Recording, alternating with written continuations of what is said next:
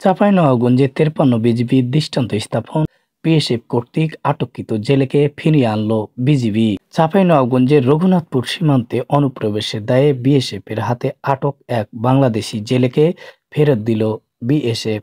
ফেরতকৃত বাংলাদেশি জেলার শিখগঞ্জ উপজেলার রামনাথপুর গ্রামের আব্দুর রহমত শেখের ছেলে মোহাম্মদ আলমগীর শেখ।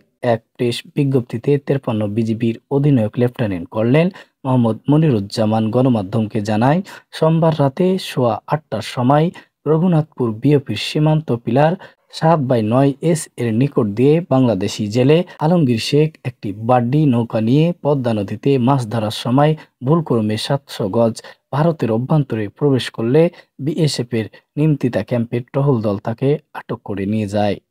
পরে 53 বিজিবির অধিনায়কের নির্দেশনায় ওয়াহিদপুর কোম্পানি কমান্ডার মোবাইলের মাধ্যমে ভারতের নিমতিতা বিএসএফ ক্যাম্পে কমান্ডারের সাথে যোগাযোগ করে আটককৃত বাংলাদেশি জেলেকে ফেরত দেওয়ার জন্য অনুরোধ জানান। প্রেক্ষিতে মঙ্গলবার সকাল 11:30টার সময় সীমান্ত পিলার 10/4 এর নিকট বিজিবি বিএসএফ কোম্পানি কমান্ডার পর্যায়ে পতাকা বৈঠকের মাধ্যমে বাংলাদেশি জেলেকে নৌকা ও জালসহ ফেরত দেওয়া হয়।